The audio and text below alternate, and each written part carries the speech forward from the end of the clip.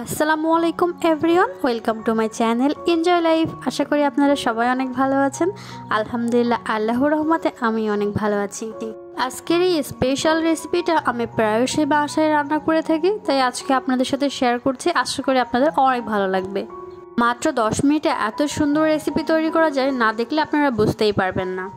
বিকালবেলা চায়ের আড্ডায় আপনি এই রেসিপিটি করে প্রত্যেকের মন জয় করে নিতে পারেন। Enjoy life with BS money any time easy recipe. চলুন তবে শিখে নিয়ে আজকের রেসিপিটা আমি কিভাবে তৈরি করছি। ফার্স্টেই আমি ছোট একটা বল নিয়ে নিয়েছি। এর মাঝে দিয়েছি হাফ কাপ পরিমাণে ময়দা, অ্যাড করে দিয়েছি লবণ, সাথে দিচ্ছি সয়াবিন তেল। প্রত্যেকটি ইনগ্রিডিয়েন্টস খুব ভালো করে মিক্স করতে হবে। মিক্স করার পরে ঠিক এরকম একটা টেক্সচার চলে আসবে। ময়দার ময়ানটা মুঠোর ভিতরে নিলে দোলা পেকে যাবে এবং চাপ দিলে আবার ঝুরঝুরে হয়ে যাবে। নর্মাল টেম্পারেচারে পানি দিয়ে একটা ময়ান তৈরি করে নিতে হবে, ঠিক এরকম। এটাকে এবার রেস্টে রেখে দেব। ময়দার ময়ানটা রেডি করতে করতে আমি আলু সিদ্ধ করে নিয়েছি। আলুটাকে খুব ভালো করে ম্যাশ করে নিতে হবে। এর সঙ্গে দিয়ে দিচ্ছি কাঁচা পেঁয়াজ কুচি এবং চিলি ফ্লেক্স, অ্যাড করে দিচ্ছি স্বাদ মতো লবণ এবং খুব ভালো করে মিক্সড করে নিচ্ছি। সরিষার তেল অ্যাড করে আলুর পুরটাকে খুব ভালো করে রেডি করে নেব।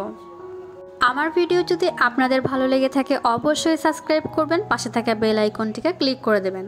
আলুর পুরটা একদম রেডি হয়ে গেছে। এ পর্যায়ে আমরা ময়দার ময়ানটা দিয়ে একটা রুটি বেলে নেব। একেবারে খুব বেশি পাতলাও না, আবার অনেকটা বেশি মোটাও না। আপনারা দেখলেই বুঝতে পাচ্ছেন কেমন পর্যায়ে রেখেছি আমি। এ পর্যায়ে রুটিটাকে এরকম মাঝখান থেকে কেটে আমি 8টা পিস করে নেব। প্রতিটি পিসের ওপর আমি আলুর পুরটা রেখে দেব, ঠিক এরকম করে। এই পর্যায়ে রুটি স্লাইসগুলোর মাঝখানটাতে হালকা হালকা হাতে ট্যাপ করে দিয়ে পানি অ্যাড করে দিতে হবে। পানিটা অ্যাড করা হয়ে গেলে স্ন্যাক্সগুলোকে ঠিক এভাবে আমি ফোল্ড করে নেব। দেখলেই বুঝতে পারছেন আমি কোন দিক থেকে ফোল্ড করে নিচ্ছি এটাকে। ঠিক একই প্রসেসে আমি সবগুলো স্ন্যাক্স ফোল্ড করে নেব।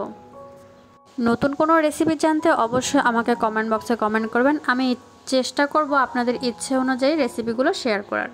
পর্যায়ে প্রত্যেকটি স্ন্যাক্স আমার তৈরি করা হয়ে গেছে। চুলায় প্যান বসিয়ে বেশ কিছুটা পরিমাণে তেল অ্যাড করে দিয়েছি।